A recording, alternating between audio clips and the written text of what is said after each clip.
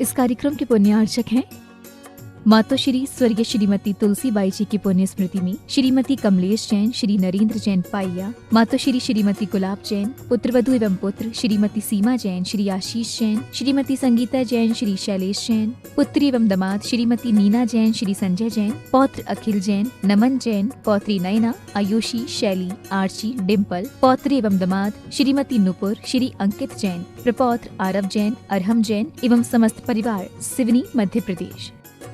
स्वर्गीय श्री मांगीलाल जी एवं स्वर्गीय श्रीमती शकुंतला जैन की स्मृति में श्री शिवण कुमार जैन, श्रीमती दर्शन जैन, श्री शरद जैन, श्रीमती सोनल जैन, सांची जैन, शारव जैन, श्री अजित प्रसाद जैन, श्रीमती प्रेमलता जैन, समीर जैन, शिल्पी जैन, साना जैन एवं सियान जैन, श्री अनिल जैन, श्रीमती अमिता जैन, पुत्र एवं पुत्र वधू शशांक जैन, प्रीति जैन, तरुण जैन, अनुपमा, पुत्री एवं दामाद आलोक अग्रवाल, श्वेता अग्रवाल, दोहित्र एवं दोहित्री मितुल, मानवी, पौत्री सिमरन जैन, ईशानवी जैन, अहेली जैन, पौत्र संभव जैन, दुर्गापुर, पश्चिम बंगाल।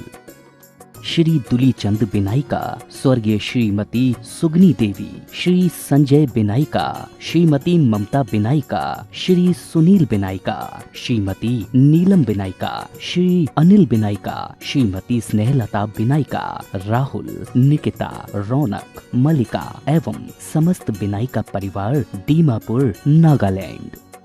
ओम नमः सिद्धेभ्यः। ओम नमः सिद्धेभ्यः। ओम नमः सिद्धेभ्यः। अहिंसा परमो धर्म की आचार्य गुरुवर श्री कुंद कुंद भगवान की, आचार्य गुरुवर श्री ज्ञान सागर मुनि महाराज की, आप लोगों के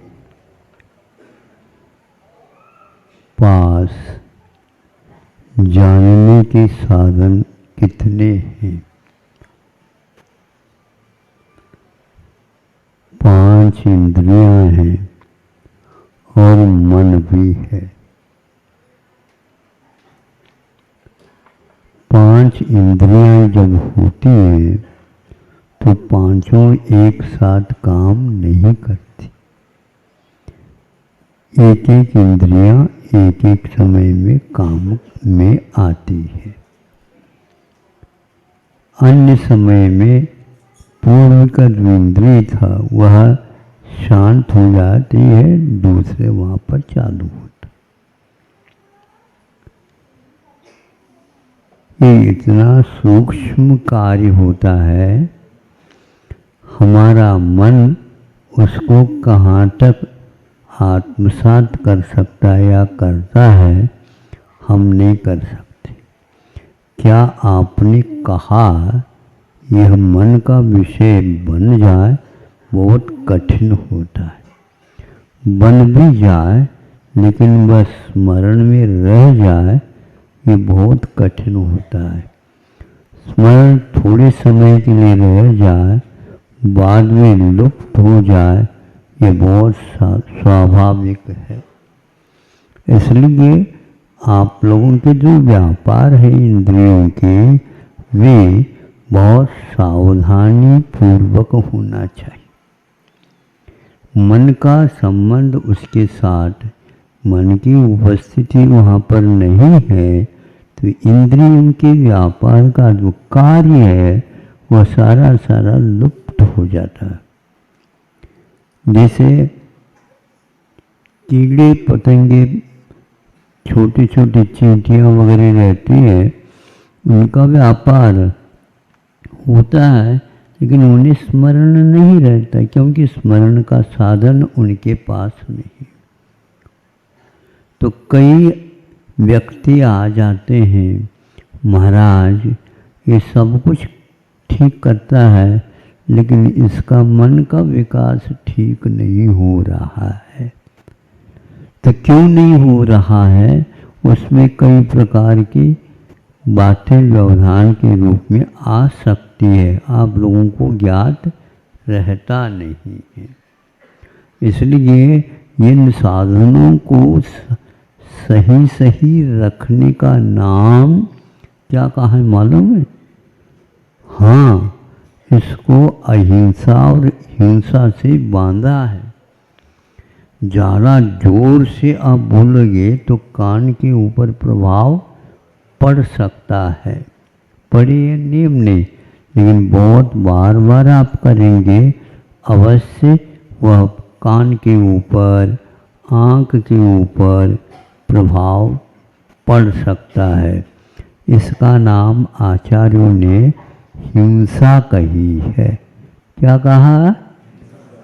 आप अहिंसक है कि हिंसक है? हाँ, पानी तो छान करके पीते हो, लेकिन दूसरे को जोर से आप बोल करके कानों में जा करके, कानों के पास जाओ और जोर से सुनते नहीं तो उसका कान का पर्दा। कई व्यक्तियों से ऐसा हमने सुना, हंसी मजाक में बच्चे ऐसे करते हैं तो कान बंद हो जाते हैं। इसका नाम एक प्रकार से आचार्यों ने हिंसा कही। प्रमत्त योगात् प्राण व्यपरोपणम हिंसा। इतने उलट पुलट आप सोच लिए, उसके कारण भी मन के ऊपर दुष्परिणाम हो जाता है। फलस्वरूप वह एक प्रकार से पागल भी हो सकता है, पागल होने की ओर भी हो सकता है और दुनिया को भी पागल कर सकता। एक बार वह प्रभाव पड़ गया तो दवाइयाँ काम नहीं कर पाती, क्योंकि भीतरी जो ज्ञान तंत्र है उसके ऊपर प्रभाव पड़ा हुआ है। इसलिए बच्चों को भी ज़्यादा चिल्ला करके आप लोग मत कहा करो। साउंड के ऊपर आपका नियंत्रण रहना चाहिए, किंतु साउंड आपका होने के कारण अनियंत्रित ही आप सब रहते हैं, वो अच्छा नहीं। बड़े बड़े व्यक्ति जो चिंतनशील रहते हैं, लेखक रहते हैं, गायक रहते हैं, वो इस हाव हुल्ला से कभी अपनी कला का प्रदर्शन नहीं करा सकते। एकदम शांत बैठिए तभी काम होगा। और भी स्थान हैं जिन स्थानों में हम अपने प्राणों को बहुत अच्छे ढंग से सुरक्षित रख सकते हैं। कल या परसों आयु कर्म के बारे में हमने कहा था, आयु भी प्राण है। आयु यदि प्राण है तो प्राण के बिना जीवन नहीं चल सकता। इसलिए बहुत ही व्यवस्थित अपना काम होना चाहिए। आप 1000 व्यक्ति एक साथ बोलो तो भी व्यवधान उपस्थित नहीं होगा, क्योंकि वहाँ पर स्वर के साथ, व्यंजन के साथ और एक प्रकार से लयबद्ध क्रम से कार्यक्रम होता रहता है, उसके लिए टिकट लगता है। समझे? यहाँ पर कितनी टिकट लेकर के आए हैं आप लोग?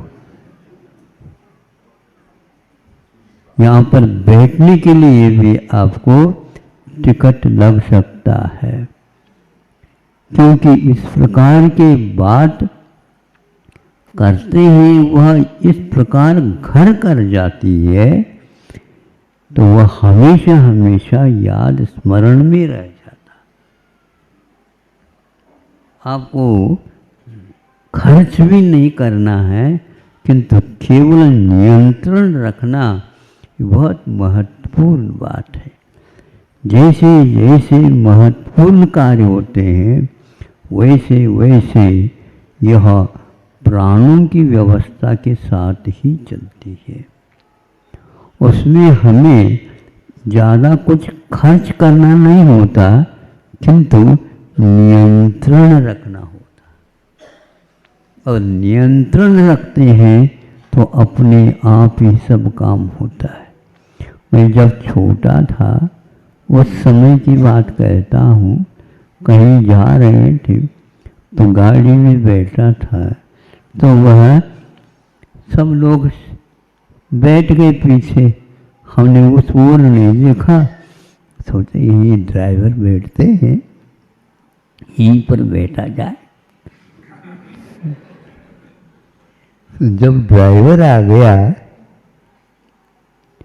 मेरी ओर देख करके, पहले तो उसने कुछ कहा नहीं, किंतु बाद में कहा, देखो यहाँ पर आप बैठे हैं, कुछ बोल नहीं रहे, बिल्कुल ठीक है, लेकिन मैं गाड़ी चलाऊंगा उस समय व्यवधान हो जाएगा। आप ही बताओ, व्यवधान होता है क्या नहीं होता है? तो हमने टिकट ले लिया है, हमने पैसा दे दिया है, तुम्हें ड्राइविंग करना है, तुम्हें पैसा मिलता है, मुझे कुछ नहीं कह सकते। हाँ, वो नीचे उतर करके चल दिया। पूरे को पूरे गाड़ी के जो सीटें व्यक्ति रहने की, ये क्या कर दिया आपने? हाँ, ये क्या कर दिया? मैं स्वतंत्र हूँ, मैंने टिकट लिया है, तुमने भी टिकट लिया होगा, हमने भी टिकट, हमारे ऊपर आपका कुछ नहीं चल सकता। ये सारा का सारा मामला कहाँ तक जाएगा आप बताओ? एक व्यक्ति यदि असंयम करता है तो पूरा असंयम का वातावरण बन जाता है। आप लोग अपने घर को संभालो, ये संभालना बहुत कठिन होता है कि नहीं? हाँ महाराज, ये बहुत कठिन होता है। पहले समझते थे हम सब ठीक ठाक कर लेंगे। ठीक ठाक कैसे करेंगे? ठोक ठाक करके करोगे क्या? कैसे करोगे मुझे बताओ। इसलिए आपके परिवार का वातावरण शुद्ध होगा। अपने इंद्रियों को आप व्यवस्थित रखिए, अपने सोच भी व्यवस्थित रखिए, अपनी बोल चाल भी व्यवस्थित रखिए। आचार्य ने कहीं भी नहीं लिखा तुम बोलो। इतना अपार शास्त्र लिखा गया है, वहाँ पर कहीं भी नहीं कहा गया तुम बोलो। लेकिन उन्होंने ये कहा, यदि बोलते हो तो असत्य न बोलो।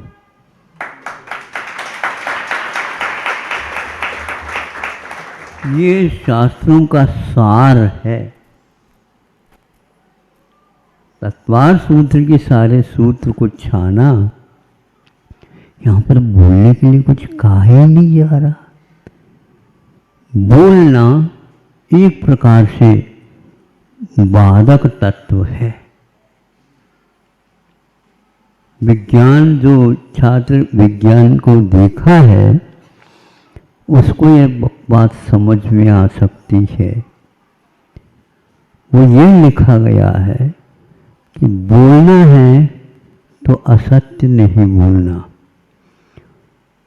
बोलने से क्या होता है तो मैं बताना चाहता हूँ, शास्त्र में लिखा गया। आकाश में सारे के सारे अपनी व्यवस्थाएं हैं। जैसे रेखा खींचते हैं ना आप लोग, उस प्रकार आकाश के प्रदेशों की पंक्तियां हैं। और जो कोई भी वस्तु इधर की उधर, उधर की इधर, नीचे से ऊपर, ऊपर से नीचे आदि आदि होते रहते हैं, वो सब अपनी सीमा से ही गुजरते हैं। तो यह आपका जो वचन है या बोल है, यह भी एक वस्तु है, और यह वस्तु जितनी तेजी के साथ आपने बोला है, उतनी ही तेजी के साथ ब्रह्मांड को पार कर जाता। यहाँ से लेकर के लोक का अंत जहाँ तक नहीं होता, वहाँ तक उसकी गति हो सकती है और होती है। और उन पंक्तियों में, उन आकाश के प्रदेशों में छोटे छोटे तृष भी हो सकते हैं, स्थावर जीव भी हैं, भरे हुए हैं। उनमें से यह आपके शब्द की यात्रा हो रही है। उसको धक्का लगने से कई जीवों की वहाँ पर मृत्यु संभव है। आप चाहते थे क्या? नहीं, लेकिन विवेक के अभाव में, इसलिए आचार्य ने सारे सामान्य साधु भी बोलना नहीं चाहता, क्योंकि शास्त्र में कहीं बोलने के लिए कहा ही नहीं। प्रत्युत्तर देना तो बहुत दूर की बात है। शांत रहना, इसमें अहिंसा तत्व की आराधना होती है। और थोड़े से भी अशांत हो जाना, इस शरीर को हिलाने वाली भी चीज भीतर उत्पन्न हो सकती है। बड़ी व्यवस्थित यह शरीर की संरचना होती है। आजकल के जो ये रोगों की बात सुनता हूँ, तो क्या होने जा रहा है यहाँ पर? ये सारे अनियंत्रण से हो रहा है। खान पान से भी, साउंड से भी, शब्द को भी विज्ञान ने प्रदूषण स्वीकारा है। तो क्या करना? उसको छान लो, जैसे पानी छानते हो, फिर इसके उपरांत पीते हो। उसी प्रकार बोलो तो कहानी ही बोलो, लेकिन उसको भी छान करके फिर बाद में बोलो। छान करके बोलने का मतलब असत्य न बोलो। वचन को बंद करो, इसके लिए गुप्तियां आती हैं। मन में सोचो नहीं, मेरा मन है, मैं कुछ भी सोच सकता हूं, पागल हो जाओगे। सोच नहीं सकते आप। भयंकर रोग हो सकता।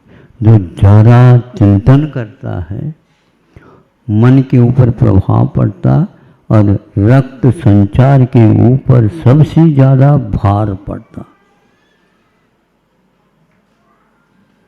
काय के द्वारा इतना संचालन नहीं होता और धक्का नहीं लगता, जितना कि हम बोलते हैं। और बोलते हुए और उसके साथ सोचना भी पड़ता है। तो सोचते हैं और बोलते हैं, इसमें रक्त संचार में गति होने से वह निश्चित रूप से बहुत जलता है। जैसे इस प्रवास में हमारा पेट्रोल बहुत जला। क्यों जला? ऐसा क्यों चला? आपने गलत तरीके से चलाया होगा, इसलिए ऐसा हुआ। इसी प्रकार यह है, हमारे लिए कहीं भी नहीं लिखा कि तुम बोलो। तो यहाँ जो शब्द यहाँ निकल गया, लोक के अंत तक चला गया, उसमें जो जीव है उनको क्षति पहुंचा है। संलेखना के समय पर सावधानी रखने के लिए कहा है। वहाँ पर ज़्यादा जो बोलने वाला होता है उसको भेजो नहीं, वो वहाँ पर जाए नहीं। और जो धीरे धीरे बोलता है, हाँ, तो यहाँ पर अभी आप लोग बोलने वालों को खड़े कर रखा है ना, उसको वहाँ पर हम अनुमति देंगे ही नहीं। तुम केवल उस संलेखना में जो लीन है उसके दर्शन भर कर सकते हो, उसके साथ तो बोलना पैसे भी कितने भी खर्च कर लो, आप भले ही दबाव किसी के ऊपर डालो, आप माइक के ऊपर भले दबाव डालो, वहाँ पर तो जा नहीं सकते। क्यों नहीं? क्योंकि वह एक एक मास हुआ है, भोजन भी नहीं और पानी भी नहीं, तो वह बोली से उसके कान एकदम झन्ना जाएंगे। इसलिए वो भी बोलो तो बहुत कम बोलो, मृदु बोलो, प्रिय बोलो। हाँ, आप सुन रहे हैं, आपके लिए नहीं पूछ रहा हूँ, किंतु संलेखना में जो शपक रहता है उसको पूछा जाए, जा करके ठीक है ठीक चल रहा है। अरे भैया ऐसा तो बोल नहीं सकते, वहाँ पर प्रशिक्षण लेना पड़ता है, तब कहीं जाकर के आपके लिए, जैसे आकाशवाणी में बोलते हैं ना, हाँ ऐसे शब्द, ऐसे अक्षर प्रस्फुटित होते हैं। बहुत धीमे बोलते हैं, बहुत जोर से नहीं बोलते हैं, लेकिन सबको स्पष्ट सुनने में आता है। आप लोगों को सुनने में आ रहा है? तो बहुत ज़्यादा जो है ये करंट देने की कोई आवश्यकता नहीं है, इसलिए आपको प्रशिक्षण लेना अभी बहुत आवश्यक है। और एक आध बार ताली बजाना तो ठीक है, बजाने के लिए नहीं कह रहा हूँ, एक आध बार तालियां बजाना तो ठीक है, किंतु तालियां ये तो हर बात पर तालियां बजा रहे, तो फिर तालियों का मजा ही तो बात हो।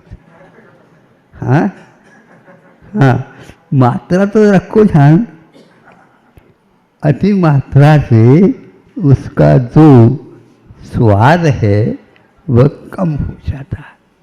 तो अपने जीवन को जो प्राणमय है, प्राण वाला है, उसको, प्राणों को सुरक्षित हमेशा रखना चाहिए।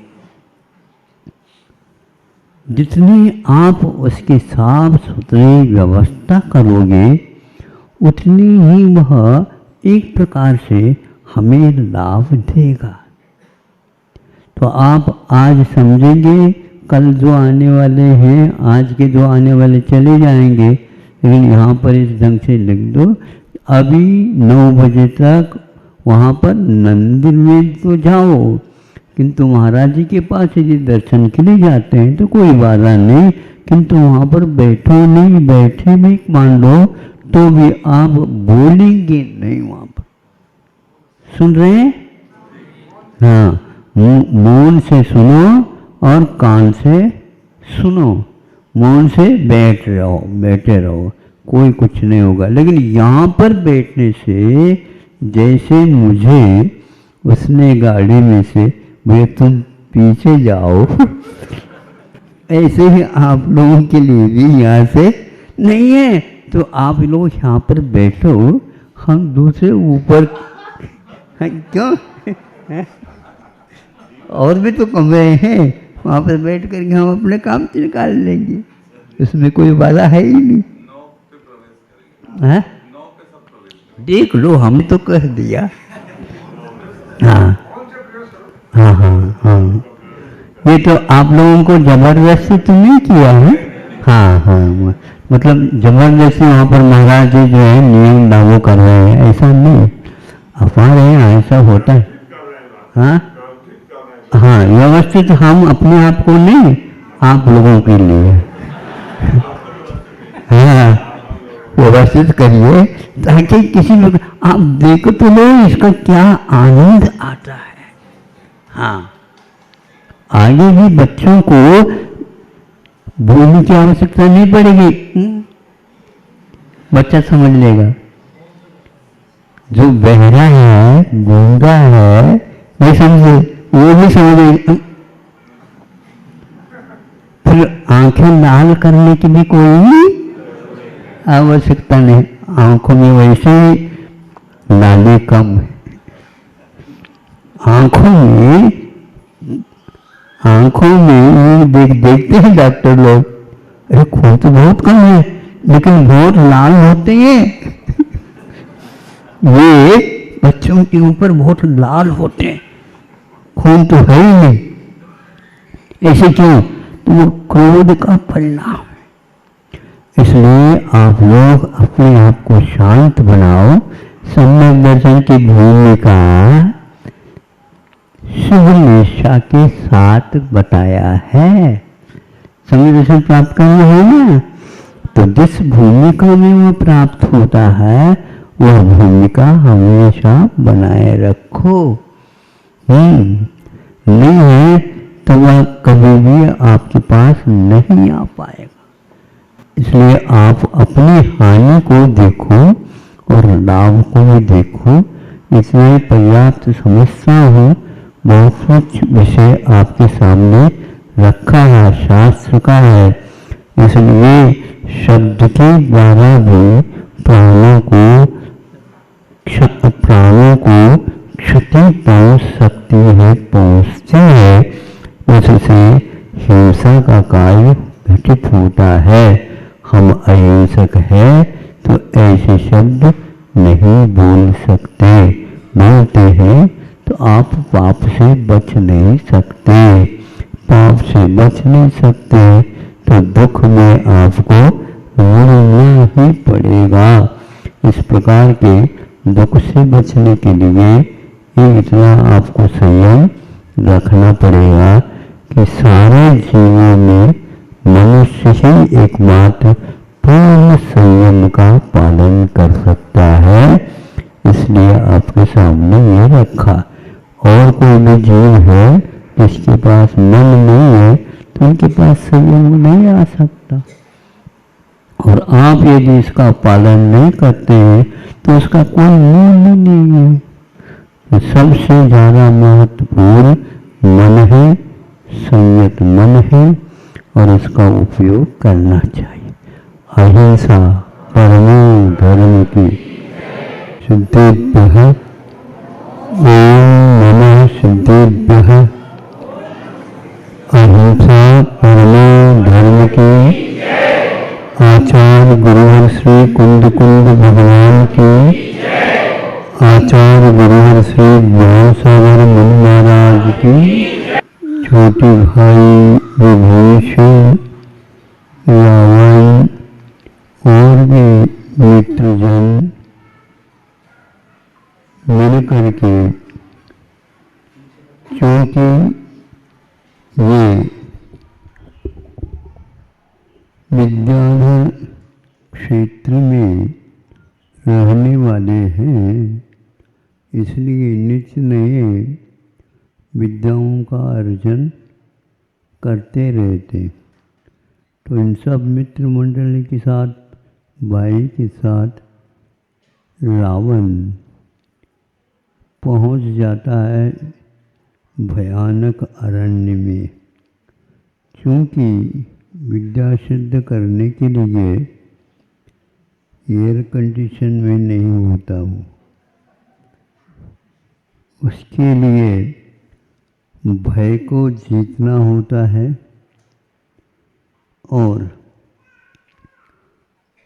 आत्मनिष्ठा बढ़ानी पड़ती है। सम्यक दर्शन का इसमें कोई विशेष स्थान नहीं रहता भी है, लेकिन इन लोगों में वह मुख्यता नहीं थी। अपने अपनी विद्याएं सिद्ध करने के लिए उस जंगल में सब लोग फैल जाते हैं। जो विद्याएं ले रखी थी उनके ऊपर ध्यान रख कर के सब लोग साधना करना प्रारंभ करते हैं। किसी किसी को 10,000, किसी किसी को 5,000, किसी को और संख्या के अनुसार विद्याओं का जाप करना होता है। किसी को 10,000 या 5,000 करना तो 5,000 होने के उपरांत भी नहीं हो पाता, एकाग्रता की कमी होने से। जैसे सीए के बच्चे सीए नहीं निकाल पाते कई बार। ऐसा क्यों होता है? एक ही बज रहा, अंतिम रहा, लेकिन अंतिम ही नहीं निकल पा रहा। उसके अपनी विधि रहती है, उसके अनुसार करना अनिवार्य होता है। अंक उतने मिल जाना ये बहुत कठिन सा होता है। नहीं होता ऐसा तो नहीं है, लेकिन फिर भी कठिन होता। सब लोग, कई लोग बिना विद्या सिद्ध किए ही जो राक्षस आ गए, विद्याएं आ गए, क्रूर भावों के साथ आ गए, नाचने लगे, कूदने लगे और कुछ भी वो बाधाएं करते रहे, तो कुछ लोग सिद्ध करते हैं, कुछ लोग नहीं। किंतु रावण 5,000 बार उस विद्या का, मंत्र का जाप करना था, तो कभी कभी वो 3,000 में भी कर लेता था। मतलब कम में भी वह विद्या सिद्ध हो सकती है। ऐसा क्यों? तो मन की एकाग्रता। आपके पास जो मन की शक्ति मिली है ये बहुत महत्वपूर्ण है। इसके बिना सम्यक दर्शन आपको प्राप्त हो ही नहीं सकता। हो ये नियम नहीं, लेकिन संगी हो जाना यह अनिवार्य होता है।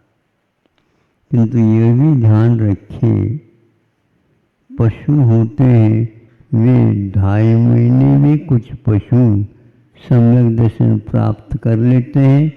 मनुष्य यदि करना चाहें तो 8 वर्ष अंतर्मुहूर्त के बिना नहीं, किंतु 8 वर्ष अंतर्मुहूर्त में हो ही नहीं सम्यक दर्शन, ऐसा नहीं है। तो इसका अर्थ यह है कि पशुओं की मानसिकता मनुष्यों की अपेक्षा से कुछ अलग कोटि की होती है। मनुष्य सोचते सोचते क्या क्या सोचता क्या पता, किंतु पशु ऐसे कभी भी नहीं कर सकते। यदि होते तो 2.5 महीना उनके लिए नहीं रखते। उनके लिए भी अपने 8 वर्ष अंतर्मुहूर्त अनिवार्य होना चाहिए था, लेकिन नहीं हुई। ऐसे भी जीव होते हैं सम्यक दर्शन की एकता के लिए, सम्मूर्छन भी होते हैं, जो एक साथ सम्यक दर्शन और संयम भी धारण कर लेते हैं। और आप लोगों के लिए 8 वर्ष अंतर्मुहूर्त के बिना नहीं, यह शर्त है। इस प्रकार जब विद्याएं सिद्ध करके जब रावण आता, तब पूछा जाता है कि क्यों? तो कहा कि हमारे लिए तो शुद्ध ही नहीं हुई और हमारे लिए बहुत देर के बाद शुद्ध हो गई। रावण के बारे में पूछा गया तो ऐसा कहा कि 5,000 विद्याएं जाप लेने के स्थान पर कम में भी हमें प्राप्त हुई, और खूब उन विद्याओं के द्वारा परीक्षा हो गई, उन परीक्षाओं में पास हो गए, इसलिए विद्या सिद्ध हो गई। कठिनाई आती है, बुखार आ जाता है तो परीक्षा देना कठिन होता है ना, ऐसे ही तो इससे भी बढ़कर के कभी कभी रौद्र परिणाम के योग्य ऐसे भीषण परिचय उपसर्ग होते हैं, उनमें भी कई मुनि महाराज पास हो जाते हैं और कुछ महाराज जो है ऊपर होकर के पुनः नीचे आना पड़ता है। ये भावों के साथ जब हम तुलना करते हैं तो विद्याधर हो करके रावण विद्याओं को सिद्ध करता था, इसलिए परिचय और उपसर्गों को सहन करता था।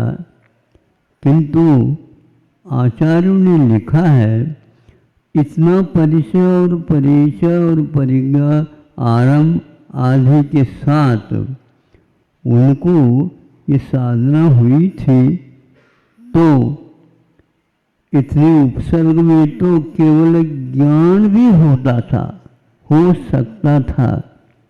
इतना भीषण उपसर्ग उन्होंने सहन किया था। ऐसा क्यों होता है?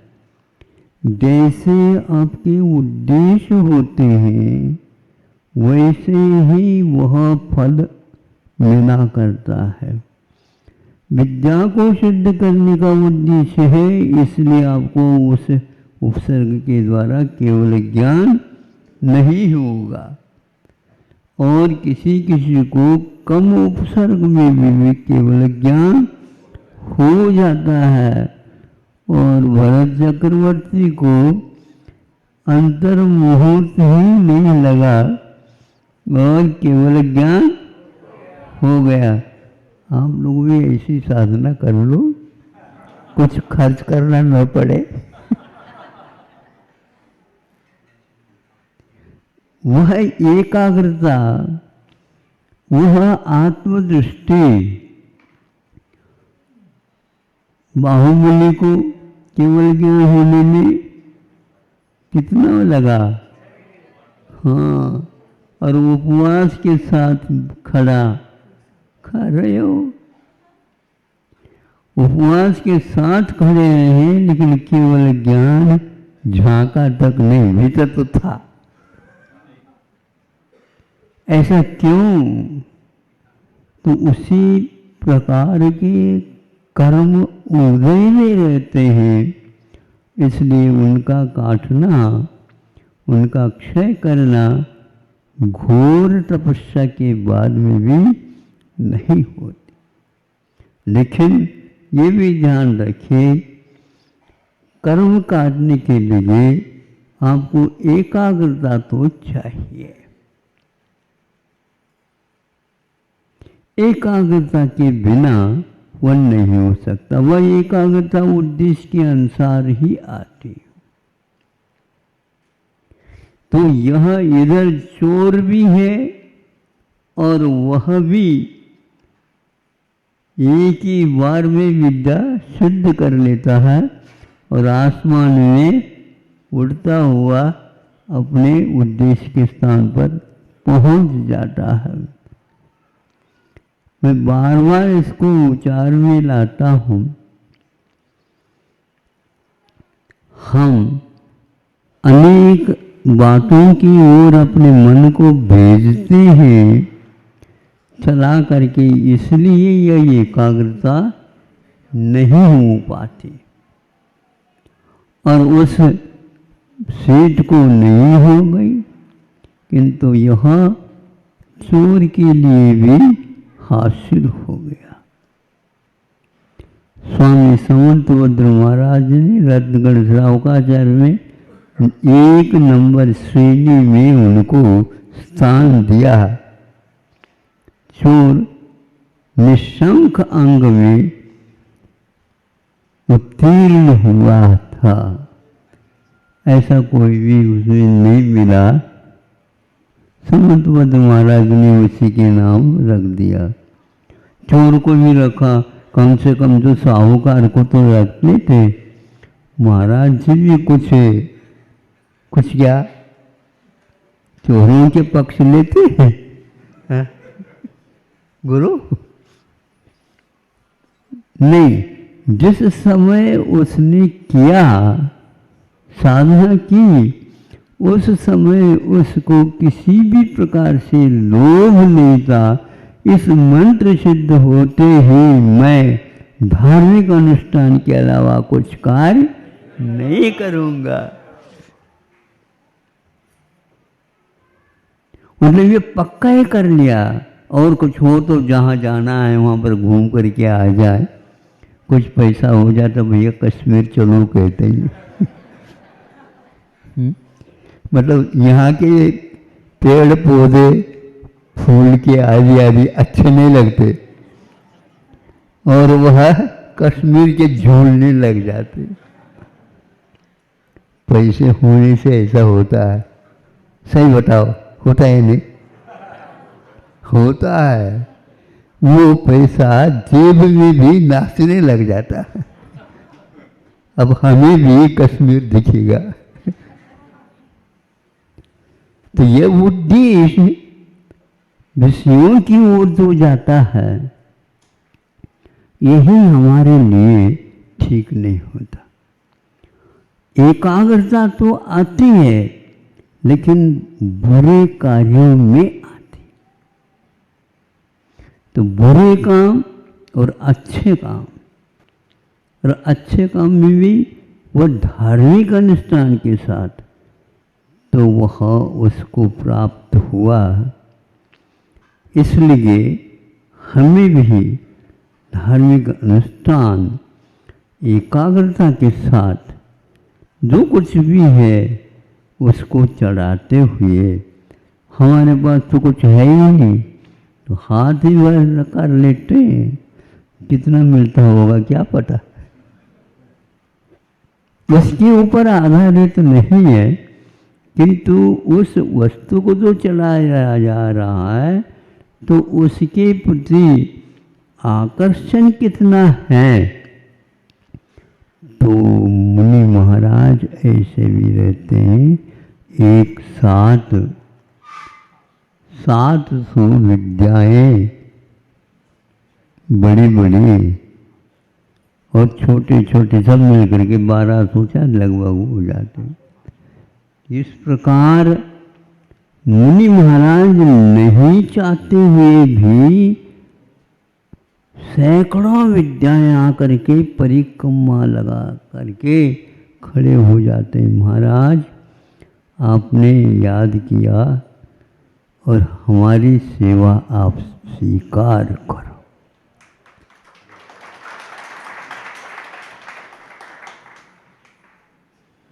मैंने आंख भी नहीं खोली। इसका अर्थ विद्या सिद्ध करने के लिए उन्होंने तप नहीं किया था। 1200 विद्या और हम एक की सिद्धि के लिए बैठ जाते हैं। आ गया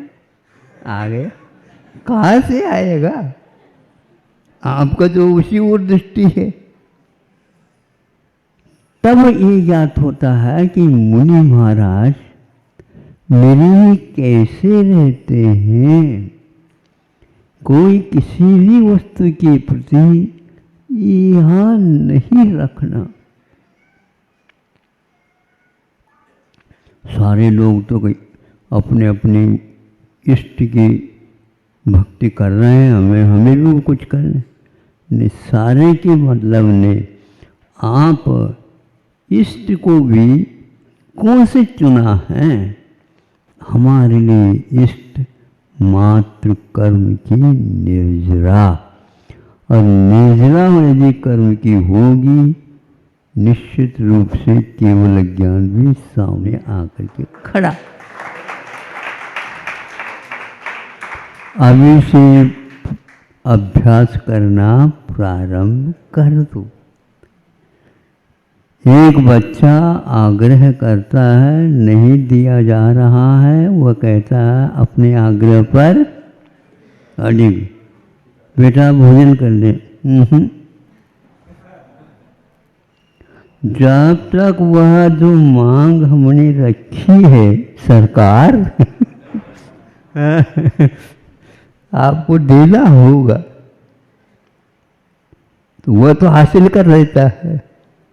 उसी प्रकार आप भगवान के सामने सरकार हम यहाँ से उठेंगे नहीं, तो ऐसे ही वह चोर हो करके भी अब चोरी तो छोड़ दी, हासिल हो गई विद्या, और एक सेकंड नहीं लगा। वहाँ पर जिनके माध्यम से यह मंत्र उपलब्ध हुआ था, इनडायरेक्ट भले ही वहाँ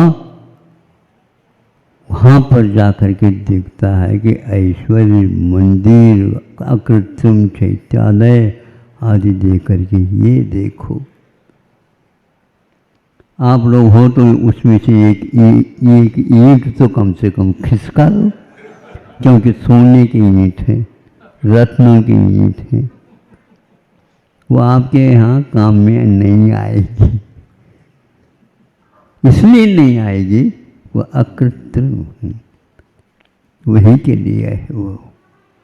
अब आप लोगों को सोचना, रत्नकंठ श्रावकाचार्य पढ़ करके उनमें से ये 8 अंग के कौन कौन निष्णात हुए हैं, उनके माध्यम से देख करके अपने जीवन में भी उसको घटित करने का प्रयास करना चाहिए कि धार्मिक क्षेत्र में कोई छोटा, कोई बड़ा, कोई धनी, कोई साहूकार, कोई निर्धनी आदि कोई विचार नहीं होता, किंतु भावों के धनी होना स्वीकार किया गया है। तो हमें भी अब अपने भावों को ऐसे करना है जिसके द्वारा हमारा संसार और दूसरों के भी संसार वह कम हो जाए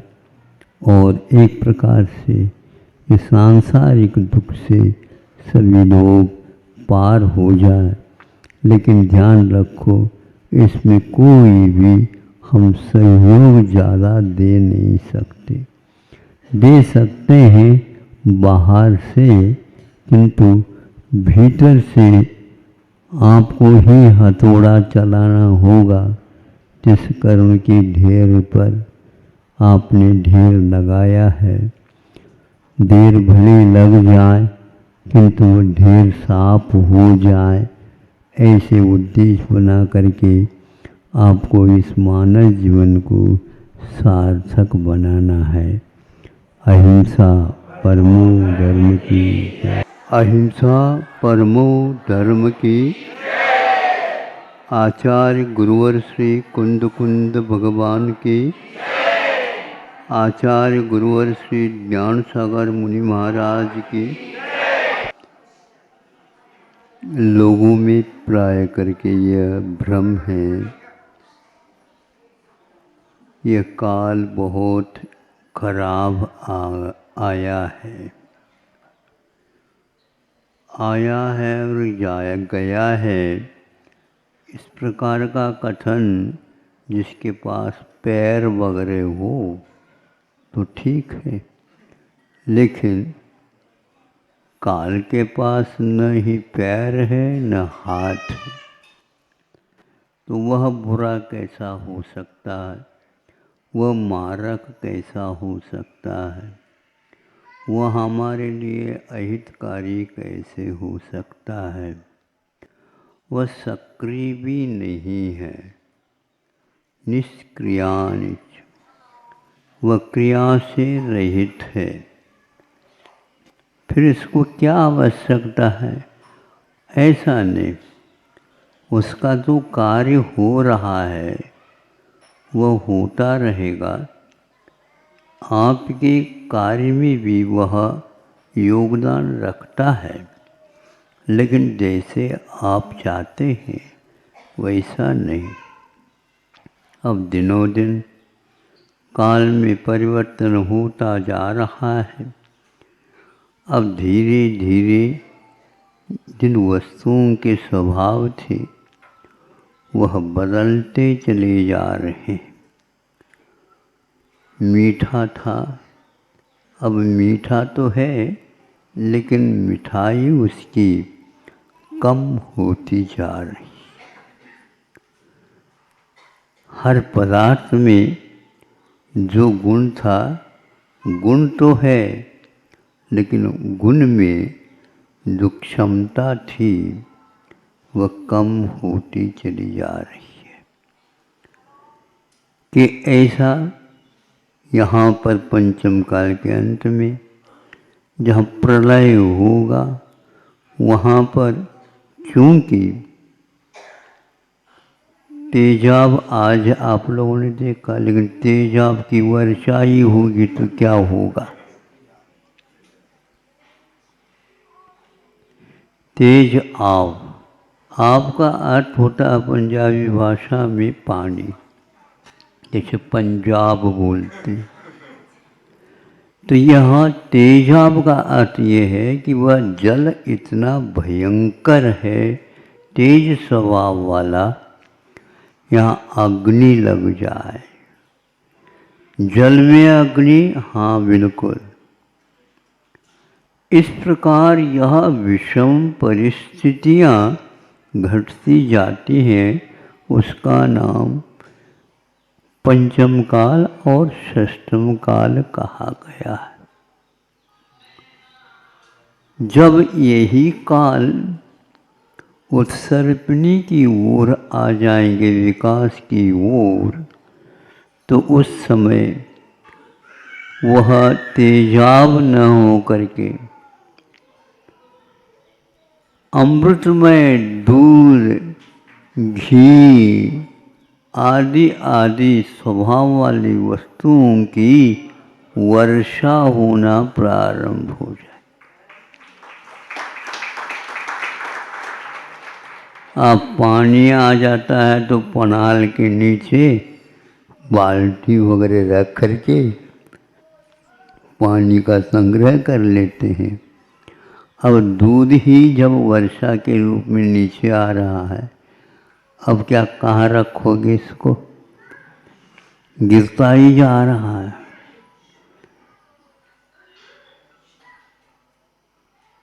49 दिन तक लगातार इन शुभ वस्तुओं की वहाँ पर वर्षा होगी।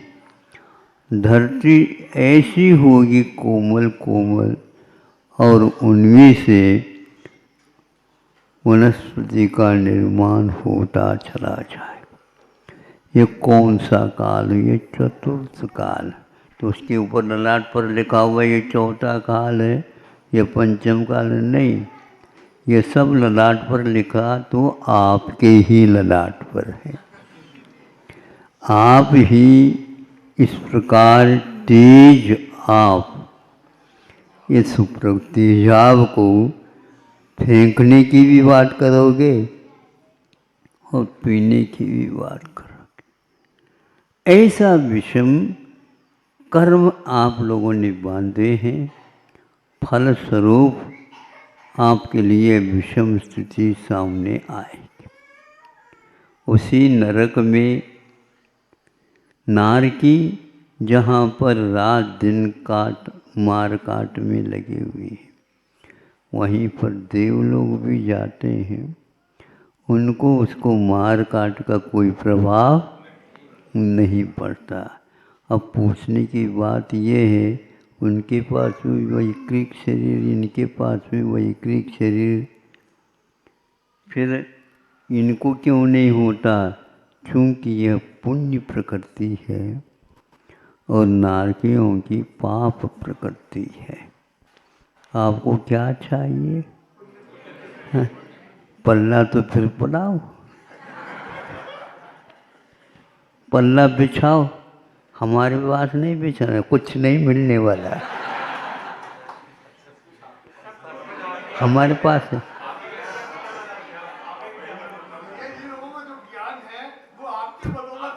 बदौलत है। हजारों श्लोक याद है भैया जी लोगों को। इतने बढ़िया विद्वान हैं ये भैया जी लोग, धन्य हैं ये लोग। इसलिए हमारा कहना है कि वही एक पाप पुण्य के रूप में परिणत हो जाता है जब हम अपने भावों को, जो विषम भाव है, पापमय भाव है, उनको बदल करके पुण्य के रूप में परिवर्तित कर देते हैं।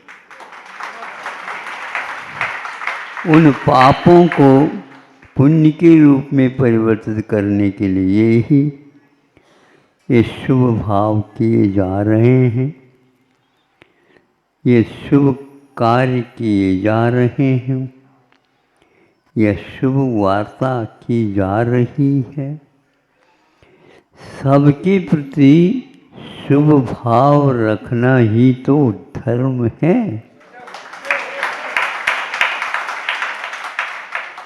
हम तो अपने स्वार्थ की बात करते हैं तो वहाँ पर पुण्य कम और पाप ज़्यादा, नहीं चाहते हुए भी है, इसलिए उस पापमय भाव को छोड़ने का प्रयास जहाँ कहीं भी लोग कर रहे हैं वही धर्म भूमि है, वही धर्मात्मा है और उनका भविष्य भी धर्ममय होगा।